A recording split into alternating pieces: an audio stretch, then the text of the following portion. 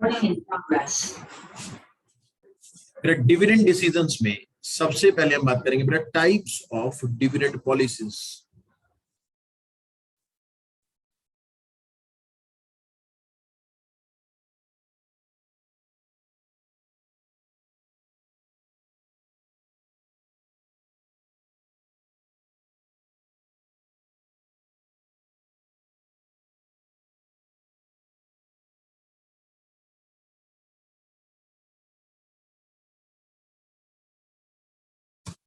तो types of dividend policies,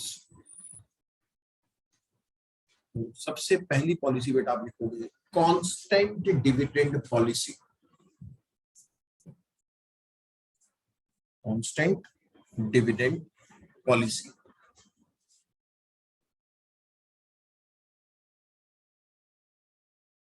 बेटा constant dividend policy मतलब हम हर साल सेम अमाउंट ऑफ डिविडेंड बांटेंगे, हर साल डिविडेंड का अमाउंट सेम हो। ठीक है, क्या लिखेंगे? The amount of dividend will be same every year.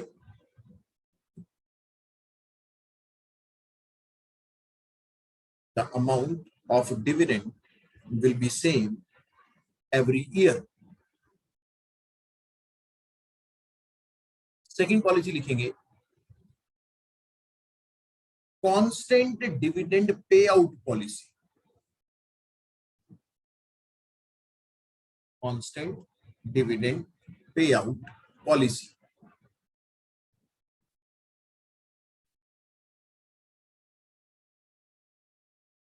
the percentage of dividend based on earning, the percentage of dividend based on earning will remain constant every year। हर साल dividend की जो percentage होती है ना अर्निंग के ऊपर, वो constant होती है। The percentage of dividend will be constant based on earning will be constant every year। मतलब बेटा इसको बोलते थे डीपी रेशियो। हमने कभी सीखा था कि डिविडेंड ना तीन तरीके से एक्सप्रेस हो सकता है। डिविडेंड का रेट हो सकता है बेटा, डिविडेंड का यील्ड हो सकता है, और डिविडेंड का पे आउट होता है। डिविडेंड का अगर रेट है तो बेटा वो होता है on face value. Dividend yield अगर आपको दे रखी है डिविडेंड यील्ड इज 10%, तो इसका मतलब वो होता है ऑन मार्केट प्राइस। और अगर लिखा हुआ है डिविडेंड पे आउट इज 20%, तो ये होता है ऑन अर्निंग। मान लो डिविडेंड पे आउट 50% है तो अर्निंग का 50%। अर्निंग अगर 10 रुपए पर शेयर है तो डिविडेंड होगा 10 रुपए का 50% 5 रुपए। अर्निंग अगर 5 रुपए तो उसका 50% कितना हो जाएगा? 2.5 रुपए। तो अर्निंग के ऊपर परसेंटेज सेम रखनी है। डिविडेंड पे आउट कांस्टेंट का मतलब ये है। तो कांस्टेंट पे आउट, कांस्टेंट पे आउट में हमने क्या लिखा है? The percentage of dividend based on earning will remain constant every year. ठीक है जी, इस वाले चित्र को नोट करना है।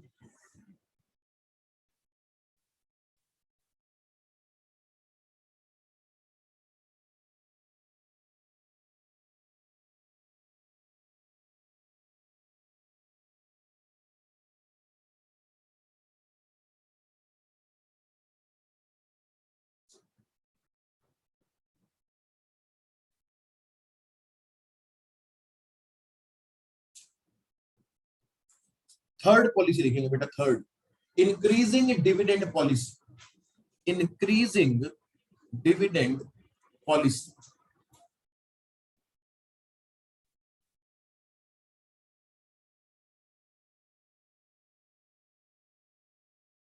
ठीक है जी। अब इसका मतलब क्या हुआ? डिविडेंड का अमाउंट हर साल इंक्रीज होगा, ना डिक्रीज हो सकता है ना सेम रह सकता है, इंक्रीज ही करना पड़ेगा। क्या लिखेंगे? The amount of dividend will increase every year।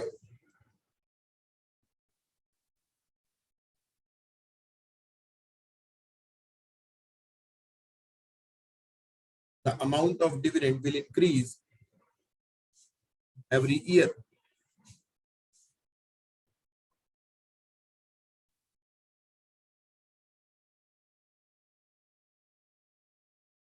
एक नेक्स्ट पॉलिसी लिखेंगे बेटा, fourth non decreasing dividend policy. Non decreasing dividend policy.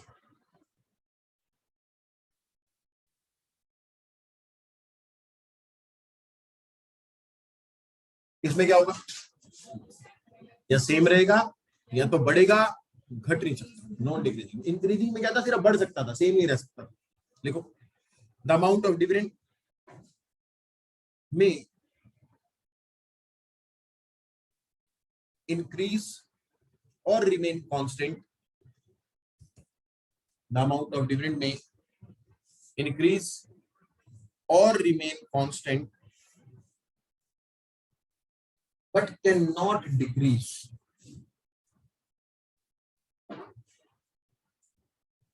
but cannot decrease।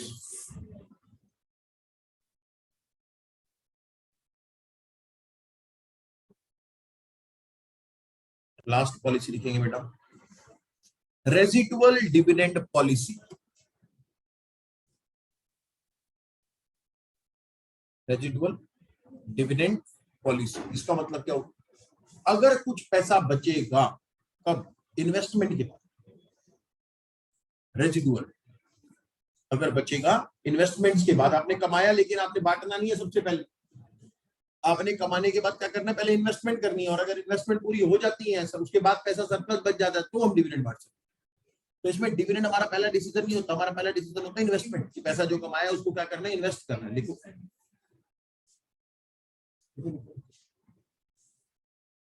Dividend here are secondary decision, dividend here are secondary decision। The earnings shall be first utilized for investment। The earnings shall be first utilized for investment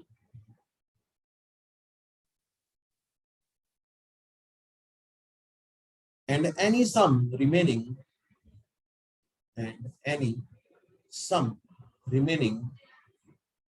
after investment may be distributed as dividend। Any sum remaining after investment may be distributed as dividend।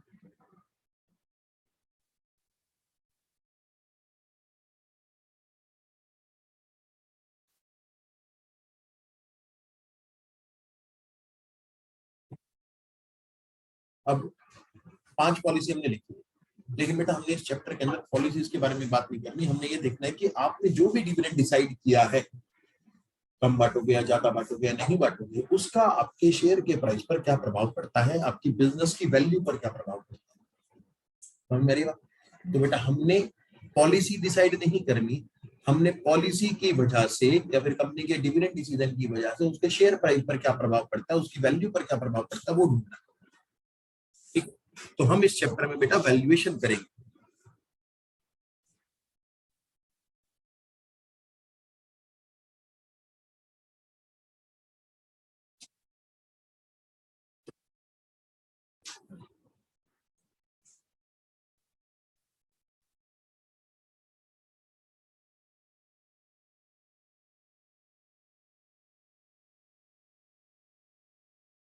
Valuation approaches based on dividend decisions।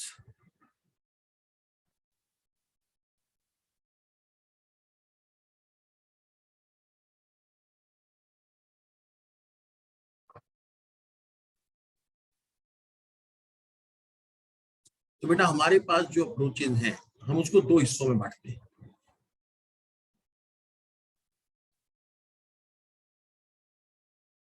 Relevance approach, irrelevance approach.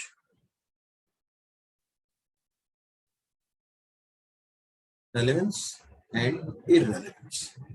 बेटा relevance approach वो है जिसमें हम ये मानते हैं कि आपके शेयर के प्राइस पर डिविडेंड डिसीजन का प्रभाव पड़ता है, यानी कि dividend decisions are relevant for determination of share price. कि कम शेयर कम डिविडेंड बांटोगे, ज्यादा डिविडेंड बांटोगे, उसका आपके शेयर के प्राइस पर प्रभाव पड़ता है। तो रेलेवेंस अप्रोच में हम क्या मान के चल रहे हैं, share price gets affected share price is affected by dividend decisions.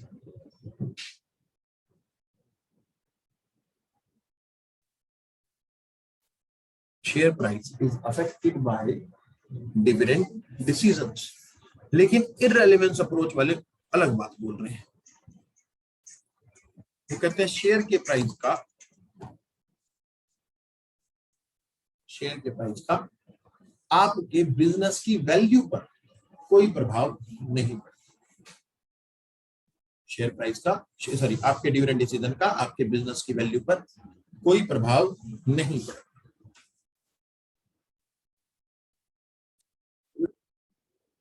इररेलेवेंस approach में क्या बोलते हैं? वैल्यू ऑफ फर्म पर कोई प्रभाव नहीं पड़ता। बेटा ये दोनों अलग अलग बातें नहीं कर रहे, अपोजिट बातें नहीं कर रहे। ऐसा नहीं कि इसका विरोध कर रहे दूसरी अप्रोच। पहली अप्रोच में क्या बात हो रही है कि शेयर के प्राइस पर प्रभाव पड़ता है, वो कहते पड़ता होगा, लेकिन वैल्यू ऑफ फर्म पर, टोटल बिजनेस की वैल्यू पर कोई प्रभाव नहीं पड़ता। एक शेयर का प्राइस बदल सकता है, लेकिन बिजनेस की ओवरऑल वैल्यू पर आपके डिविडेंड डिसीजन का कोई इफेक्ट नहीं पड़ता। तो dividend decisions are irrelevant.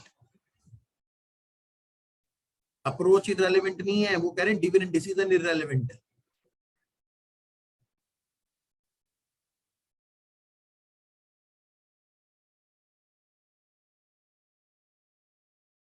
For determination of value of firm,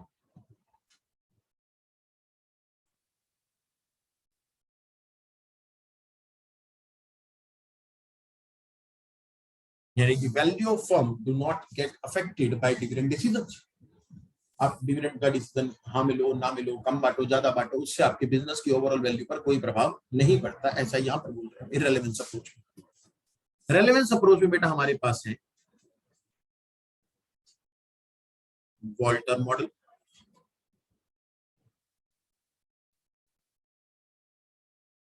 Gordon model.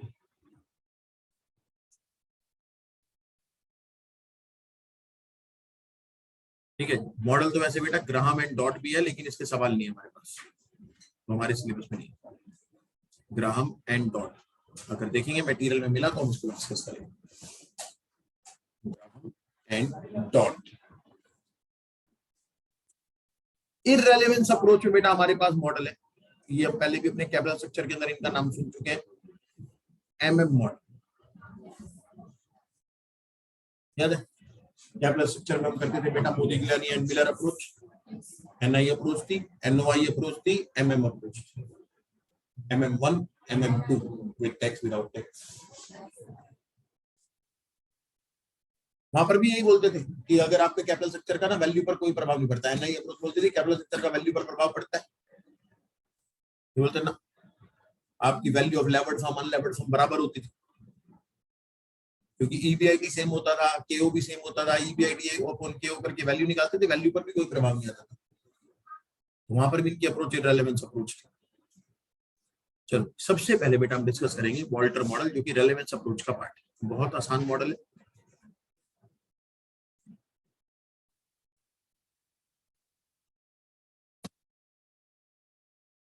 Walter model बेटा, वॉल्टर मॉडल बिजनेस फर्म्स को 3 कैटेगरी में बांट देता है।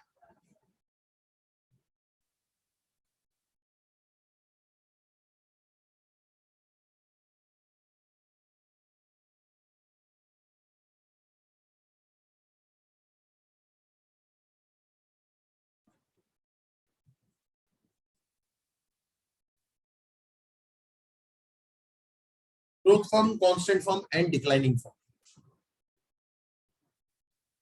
बेटा ग्रोथ फर्म वो है जो अपने इन्वेस्टर की रिक्वायरमेंट से ज्यादा कमाती है। शेयर होल्डर्स को रिटर्न चाहिए 10%, कंपनी कमा के दे रही है 12 या 15, 10 से ज्यादा। तो अगर कंपनी का जो रेट ऑफ रिटर्न है वो इन्वेस्टर की रिक्वायरमेंट से ज्यादा है, केई से ज्यादा है, तो बेटा हमारी कंपनी ग्रोथ कंपनी है। और अगर हमारी कंपनी इन्वेस्टर की रिक्वायरमेंट से कम कमा करके देती है तो बेटा वो डिक्लाइनिंग है। और अगर आप बराबर कमा के दे देते हो तो आप कांस्टेंट। इन्वेस्टर की रिक्वायरमेंट 10%, केई 10% है, हम उसको 15% रेट ऑफ रिटर्न दे रहे, हमारी कंपनी ग्रोथ है। इन्वेस्टर को 10 चाहिए, हम 8 कमा करके दे रहे हैं तो हम डिक्लाइनिंग कंपनी है। इन्वेस्टर को 10 चाहिए, हम 10 ही कमा करके दे रहे हैं तो हम कांस्टेंट है। ये तो होगी कैटेगराइजेशन। अब मॉडल के हिसाब से ग्रोथ फर्म को कितना डिविडेंड बांटना चाहिए, कितना डिविडेंड बांटना चाहिए, कितना वो बांटती है उसका प्रभाव बाद में देखेंगे, क्या बांटना चाहिए। तो ग्रोथ फर्म का जो बेटा ऑप्टिमम पे आउट है,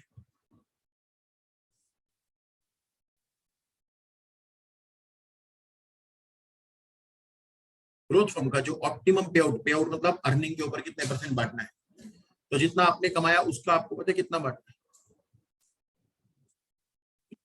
तो ये तो ज्यादा कमा रहा है, फिर भी नहीं बांटना, इसीलिए तो नहीं बांटना क्योंकि ज्यादा कमा रहा है। देखो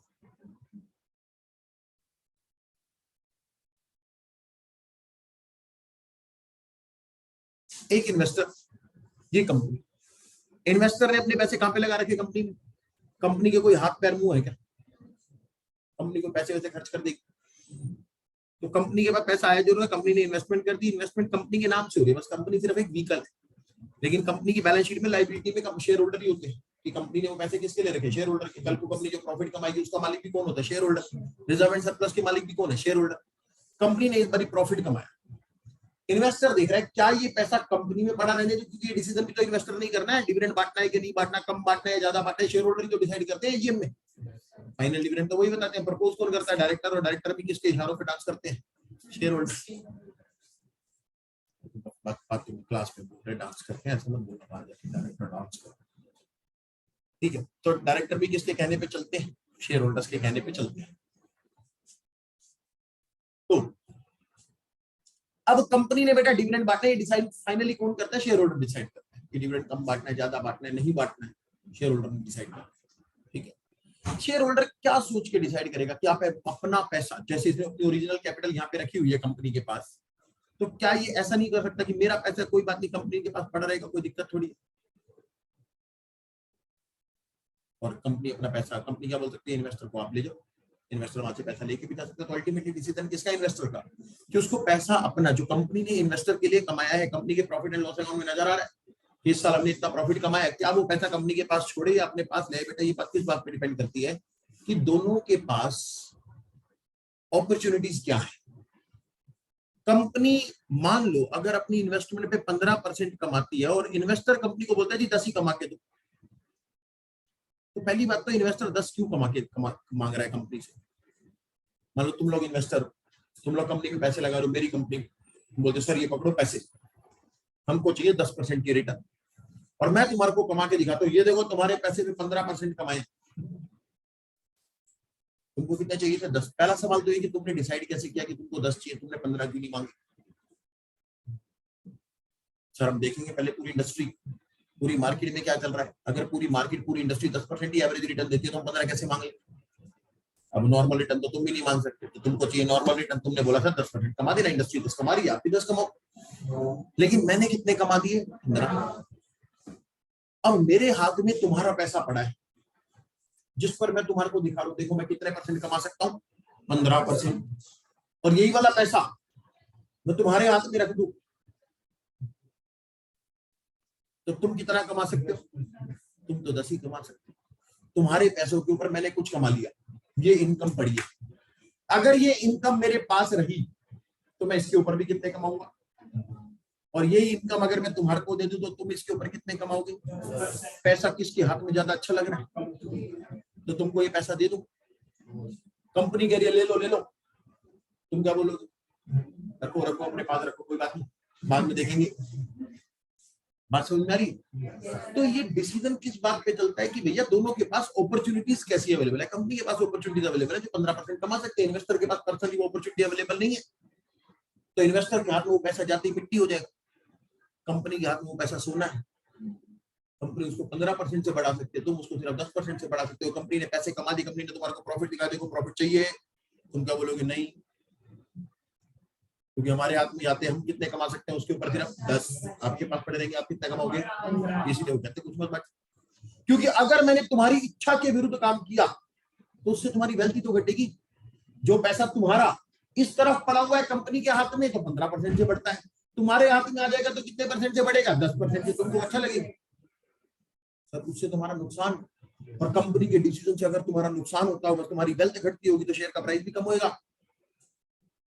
तो इसलिए कंपनी को डिविडेंड नहीं बांटना इस वाले केस में, ग्रोथ वाले केस में। पर अगर डिक्लाइनिंग वाला केस होता बिल्कुल उल्टा, तुम बोलते हो कंपनी जी 10 कमाओ, तुम 10 कमाओ, कंपनी कहती है हम तो भैया सिर्फ 8 कमा सकते हैं, देखो 8 कमाए। अब तुम क्या बोलोगे, एक काम कर, जो कैपिटल है वो तो रख ही रहा है, कोई बात नहीं, ये 8 को दे ही दे, ये 8 रुपए चले जाएंगे तो हम उसके ऊपर भी कम से कम 10 तो कमाएंगे। नहीं यहाँ पे रहेंगे तो इस 8 के ऊपर भी कल को मैंने कितना ही कमाना है, 8% ही कमाना है। तो इस केस में हम क्या बोलते हैं, कितना बांट, तो सारा का सारा, ताकि इन्वेस्टर की वेल्थ रिड्यूस ना हो, उसको नुकसान ना हो। क्योंकि बेटा अगर मैंने ग्रोथ वाले केस में कुछ डिविडेंड बांटने की कोशिश की तो उससे शेयर का प्राइस कम होगा, इन्वेस्टर की वैल्यू कम होगी। और डिक्लाइनिंग वाले केस में अगर कुछ बचाने की कोशिश की तो इन्वेस्टर की वैल्यू कम होगी और फिर मुझे मेरा जो शेयर का प्राइस होगा वो घटेगा। बात समझ में आ रही? तो मेरे डिसीजन से इन्वेस्टर की अगर वैल्यू घटती है तो मेरे शेयर का प्राइस घटेगा। ये बेस्ट पॉलिसी है कि अगर आपकी ग्रोथ कम है आपको नहीं बांटना चाहिए पैसे। आप 15 कमा रहे हो, पूरी इंडस्ट्री 10 कमा रही है, इन्वेस्टर को पैसे दे भी दोगे, घूम फिर के तुम्हारे पास ही आएगा और बीच में पैसा घट जाएगा और डिविडेंड की इनकम बन जाएगी, इनकम के ऊपर टैक्स भरेगा। तुम डिविडेंड बांटोगे, डिविडेंड के ऊपर सीडीटी भी भर सकते थे, अब तो सीडीटी हट गया। फिर इन्वेस्टर जब इन्वेस्टमेंट करने के लिए आएगा तो सीधी इन्वेस्टमेंट भी नहीं होती, बीच में ब्रोकरेज भी होती, फिर पैसा और घट जाएगा। तो वेल्थ क्यों घटानी, तो डिविडेंड बांटने की जरूरत नहीं। और अगर बांट दिया तो शेयर का प्राइस घटेगा, कुछ तो आएगा लेकिन वो कम आएगा, बेस्ट नहीं आएगा, हाईएस्ट नहीं आएगा, मैक्सिमम पॉसिबल प्राइस नहीं आएगा। ठीक है जी। तो ये तो होगी जी पॉलिसी, कितना डिविडेंड बांटना चाहिए, कांस्टेंट है, इसमें कोई फर्क नहीं पड़ता, कम बांटो ज्यादा बांटो, दोनों तरफ 10-10% की है। मैं पैसे लगाऊंगा तो भी 10 कमाऊंगा, तुम पैसे लगाओगे तो भी 10 कमाओगे, तो पैसा तुम्हारे हाथ में आ जाएगा, कोई घट थोड़ी जाएगा ना, मेरे हाथ में आने के बाद बढ़ने वाला है वो एक ही चीज।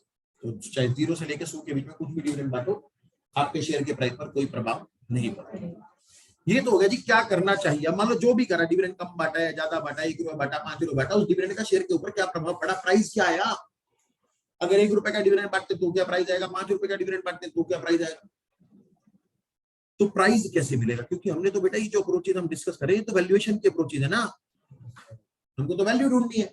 डिविडेंड तो डिसाइड हो गया, चलो क्या डिविडेंड होना चाहिए, हो गया, फाइनल हो गया, इतना डिविडेंड बांटेंगे। अब उस डिविडेंड की वजह से प्राइस क्या आएगा, तो बेटा फॉर्मूला है dividend plus R upon K bracket earning minus dividend upon के। डी है बेटा आपके लिए डिविडेंड पर शेयर,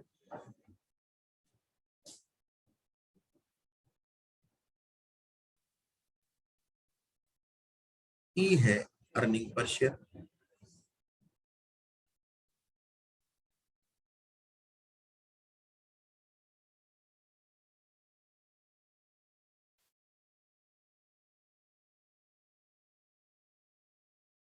आर है कंपनी का रेट ऑफ रिटर्न, के ई है इन्वेस्टर का रिक्वायर्ड रेट ऑफ रिटर्न, जिसको हम बोलते हैं कॉस्ट ऑफ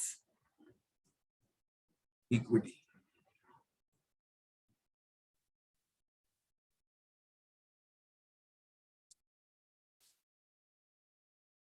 बेटा ये फॉर्मूला कैसे बना, इसके पीछे सत्संग किया जा सकता है, बट उसका फायदा नहीं है, पेपर में तो यही फॉर्मूला ही लगाना है।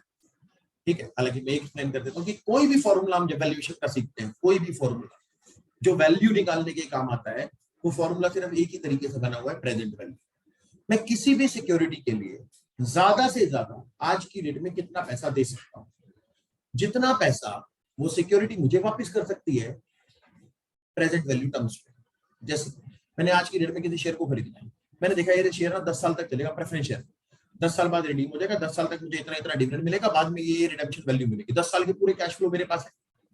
तो हम क्या करते हैं, कैश फ्लो जो मुझे 10 साल में मिलने, लेकिन शेयर तो आज खरीदना है, तो पैसे तो आज देने हैं, लेकिन पैसा मिलेगा कब, फ्यूचर में मिलेगा।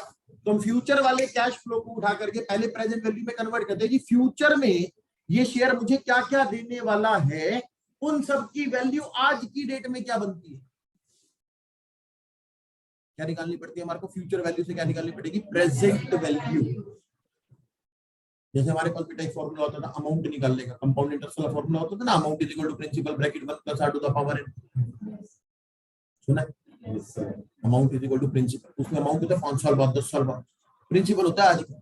तो अगर मेरे को अमाउंट पता हो तो मैं प्रिंसिपल निकाल सकता हूँ इक्वेशन में से, तो वही प्रिंसिपल की बात करूँ, प्रेजेंट वैल्यू। तो फ्यूचर की जो वैल्यूज है उनको उठा करके मुझे किस में कन्वर्ट करना है, आज की वैल्यू में कन्वर्ट करना है।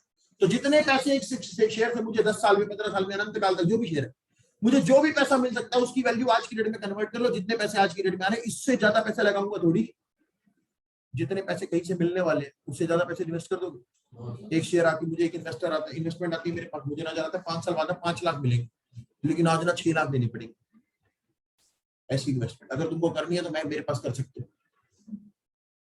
आज 6 लाख दो, 5 साल बाद 5 लाख ले लेना, चल 5 साल बाद 6 लाख ले लेना, छोड़ो सर ये किसी काम की इन्वेस्टमेंट नहीं। आने वाला पैसा ज्यादा होना चाहिए। चलो आज 6 लाख दो, 5 साल बाद 6,50,000 ले लेना। सर बैंक में एफडी करवा दूंगा ना, 6 के 9 तो वैसे ही हो जाएंगे,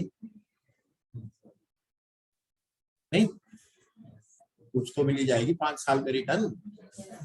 6 के 9 नहीं होंगे, 8 हो जाएंगे, कुछ तो हो ही जाएगा, 6.5 से तो ज्यादा ही होंगी, है कि? तो बस यही तो प्रेजेंट वैल्यू और फ्यूचर वैल्यू की बात है कि भैया तुम, अब मैंने तुम्हारे को क्या बोला, मैं ज्यादा तो दे ही रहा हूँ, लेकिन वो ज्यादा फ्यूचर में मिल रहा है। कब मिल रहा है? 5 साल बाद। 6 लाख आज दे दो, 5 साल बाद कितना ले लेना? 6.5। ज्यादा ही तो दे रहा हूँ, कम तो नहीं है, लेकिन ये उतना ज्यादा भी नहीं है कि जितना होना चाहिए। समझ में आ रही है बात? तो हमको क्या ढूंढनी पड़ती है? Present value. जब कभी 6.5 की प्रेजेंट वैल्यू निकालोगे ना, 6 से कम आएगी। तो प्रेजेंट वैल्यू कितनी होनी चाहिए? जितने पैसे लगा रहा हूं कम से कम उतनी तो हो। तो हम क्या करते हैं, ज्यादा से ज्यादा एक शेयर में, एक इन्वेस्टमेंट में आप कितने पैसे लगा सकते हो, जितने पैसे वो इन्वेस्टमेंट आपको वापस दे सकती है प्रेजेंट वैल्यू टर्म्स में, उससे ज्यादा पैसे मैं नहीं ला रहा हूँ।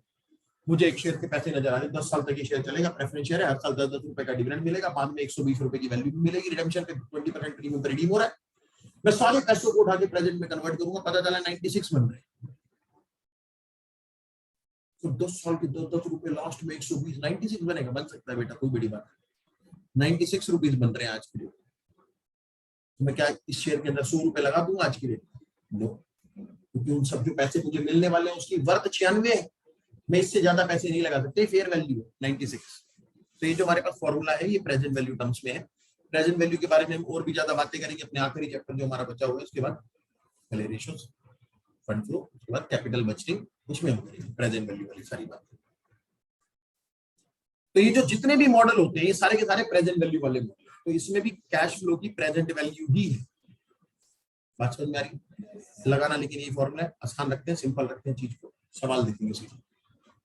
डिविडेंड 1 रुपए बांटा, 5 रुपए बांटा, 10 रुपए की इनकम हुई, जो भी था उसकी वजह से आपका प्राइस आ जाएगा। प्राइस कैलकुलेट करते समय कोई फर्क नहीं पड़ता फर्म ग्रोथ है, डिक्लाइनिंग है, कांस्टेंट है, वो तो सिर्फ इस बात को डिसाइड करने में हेल्प करती है कि आपको डिविडेंड कितना बांटना चाहिए। लेकिन जैसे ही आपने डिसाइड कर लिया कि मैं इतना बांटूंगा, अब उसके बाद क्या लगना है? फॉर्मूला। कोई फर्क नहीं पड़ता फर्म कौन सी है, ग्रोथ, कांस्टेंट या decline.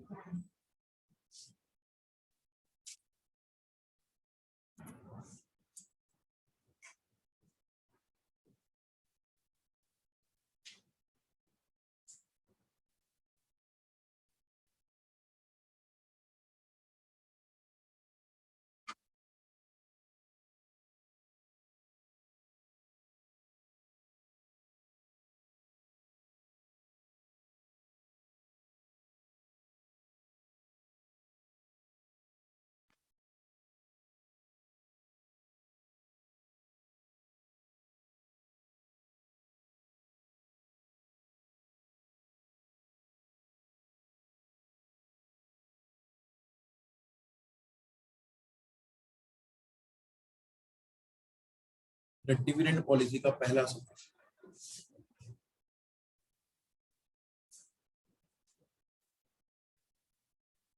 Sahu and company earns ₹6 पर शेयर। ये बेटा अर्निंग पर शेयर हो गई हमारे पास।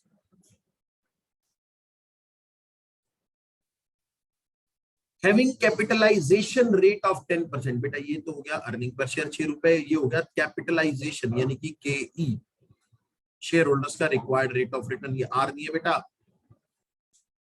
ये केई है। कैपिटलाइजेशन रेट होता है जिससे आप प्रेजेंट वैल्यू में कन्वर्ट करते हैं। 12वीं कक्षा में गुडविल कैलकुलेट करी थी अकाउंट्स में। गुडविल कैलकुलेट करने के लिए कैपिटलाइजेशन रेट होता था, सुपर प्रॉफिट अपॉन एनआरआर करते थे।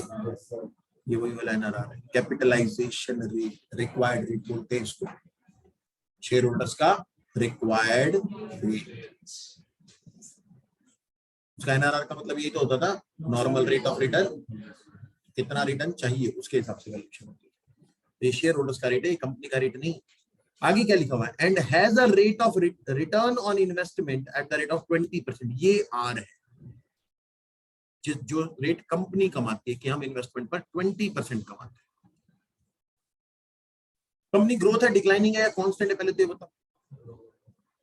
कंपनी का जो आर है वो के से ज्यादा है, इन्वेस्टर को 10% रिटर्न चाहिए, कंपनी 20% कमा रही, तो एक ग्रोथ कंपनी होगी। ग्रोथ कंपनी के केस में डिविडेंड कितना होना चाहिए था? 0%। लेकिन यहाँ पे क्या लिखा, according to Walter model what should be the price per share at 30% dividend pay out. यहाँ पर तो वो डिविडेंड बांट रहा है, तो बेटा डिविडेंड कितना हो जाएगा राइट नाउ हमारा? 6 रुपए का 30%। 30% पे आउट है ना, पे आउट मतलब अर्निंग का 30%, फेस वैल्यू का, मार्केट प्राइस का नहीं।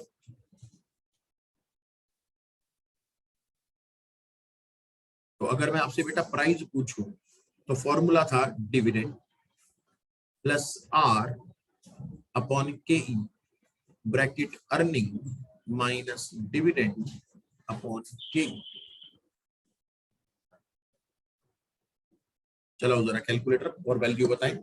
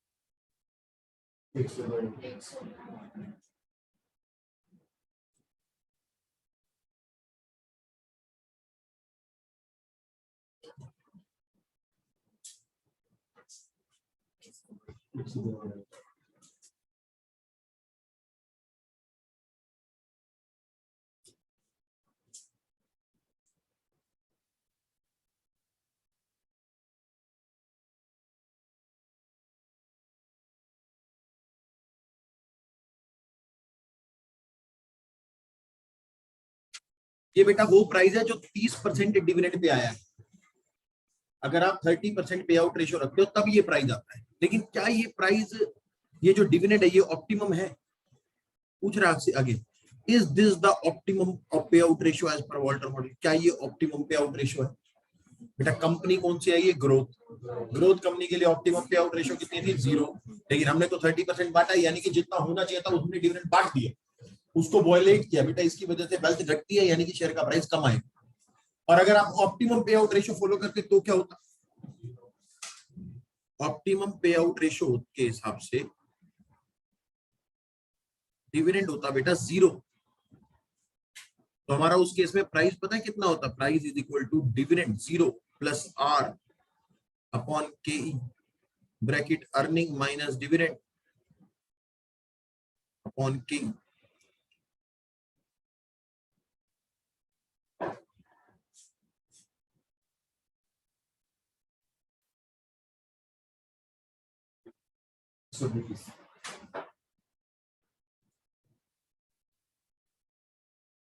तो जो 102 है बेटा वो 120 हो जाएगा।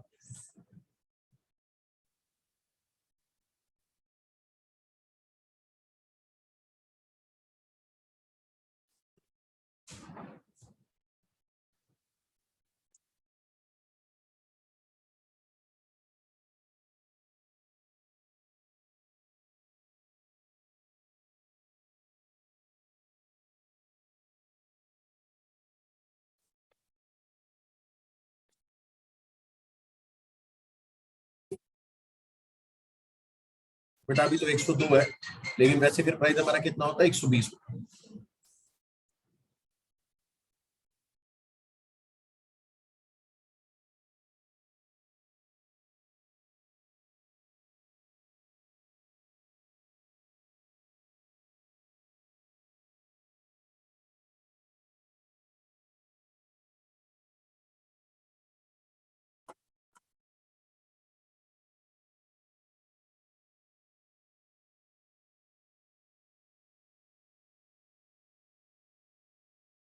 थर्टी एट क्वेश्चन देखिए।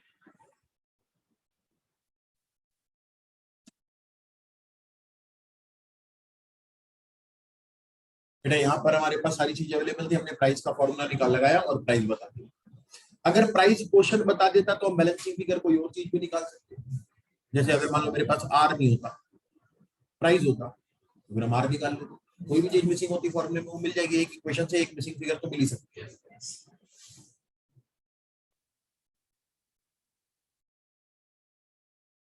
सवाल को ध्यान से पढ़ें।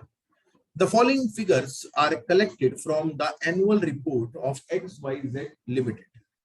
नेट प्रॉफिट 30 लाख रुपए है, आउटस्टैंडिंग 12% प्रेफरेंस शेयर 100 लाख। तो बेटा इस 100 लाख के ऊपर 12% के हिसाब से 12 लाख का तो डिविडेंड ही चला जाएगा। अगर मेरे पास प्रॉफिट आफ्टर टैक्स 30 लाख रुपए है तो बेटा 30 लाख में से पहला अधिकार तो प्रेफरेंस शेयर होल्डर्स का है ना, प्रेफरेंस डिविडेंड 1 करोड़ के ऊपर 12% के हिसाब से 12 लाख तो वहीं चलेगी, तो इक्विटी के लिए तो केवल 18 लाख बचे। नंबर ऑफ शेयर है बेटा हमारे पास 3 लाख, अगर मैं इसको 3 लाख से डिवाइड कर दूं तो अर्निंग पर शेयर आ जाएगी।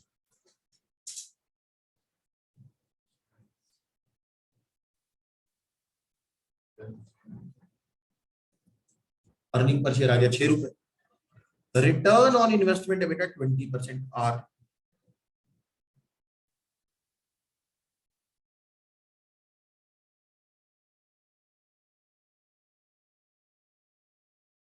What should be the approximate dividend payout ratio so as to keep the share price of 42 rupees. बेटा इस वाले सवाल के अंदर एक गड़बड़ है, इस वाले सवाल में आपके पास डिविडेंड पे आउट ये कॉस्ट ऑफ इक्विटी की जानकारी होनी चाहिए।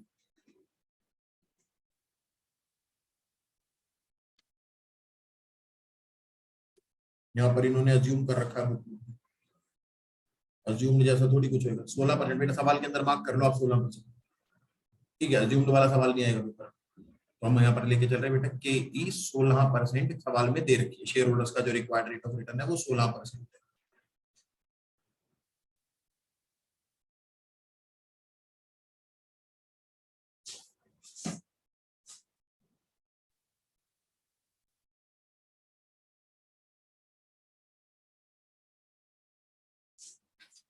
तो बेटा जो कंपनी है ग्रोथ है डिक्लाइनिंग है, कैसी कंपनी है?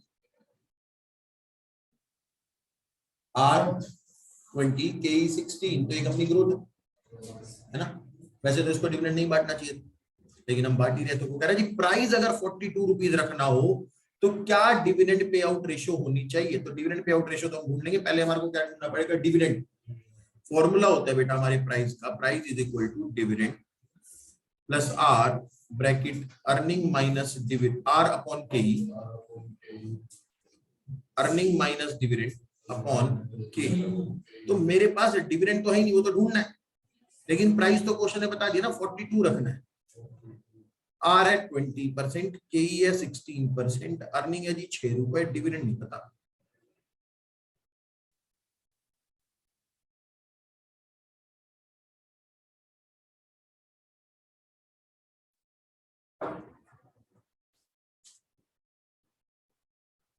कितना होगा जरा बेटा इसको मल्टीप्लाई करो उसका, 42 मल्टीप्लाई बाय 0.16,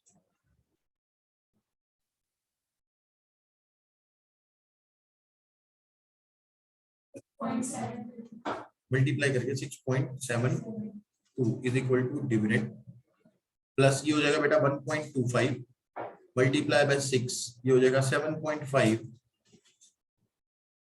माइनस 1.25 डी।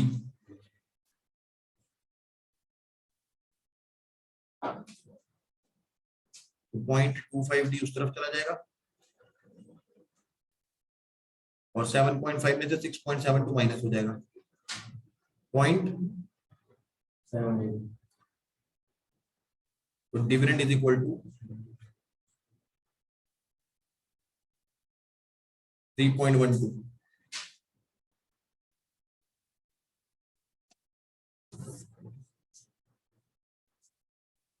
ये डिविडेंड आया, डीपी रेशियो नहीं है। डीपी रेशियो तो आपको बतानी पड़ेगी, डिविडेंड अर्निंग का कितने परसेंट है बेटा। डिविडेंड है 3 रुपए 12 पैसे, अर्निंग है 6 रुपए,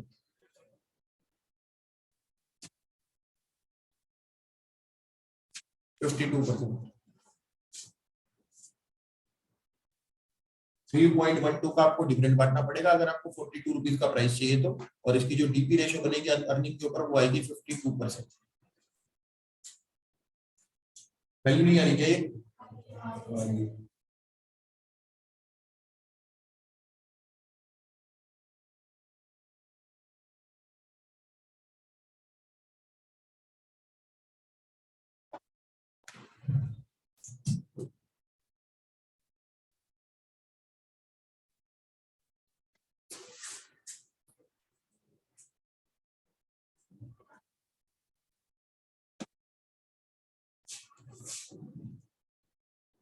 39 क्वेश्चन बेटा घर पे करना है, सिमिलर क्वेश्चन है। अर्निंग दे रखी है, डीपी रेशियो दे रखी है, नंबर ऑफ शेयर दे रखे हैं, केई भी दे रखा है और आर भी दे रखा है।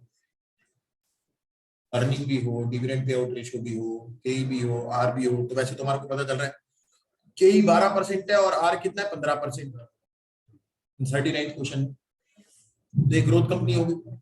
वैसे तो इसको डिविडेंड नहीं बांटना चाहिए, लेकिन 60% डिविडेंड बांट रहे तो प्राइस कम आएगा। फिर आपसे पूछेगा, पहले तो प्राइस निकाल दो, फिर बोलेगा क्या ये ऑप्टिमम रेशियो है, नहीं है तो फिर बताओ क्या प्राइस होना चाहिए था। बिल्कुल जो भी हमने थोड़ी देर पहले यही की रिक्वायरमेंट है। What would be the market price as per Walter model, what is the optimum dividend pay out ratio according to Walter model and the market value of the company share. ठीक है जी, तो optimum यानी कि zero पे out के ऊपर क्या price है।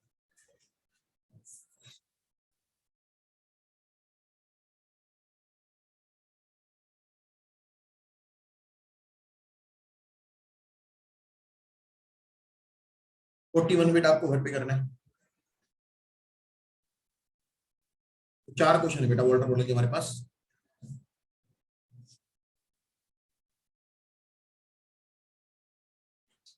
33, 38, 39 और 41। ठीक है, तो बस वॉल्टर मॉडल के क्वेश्चंस कर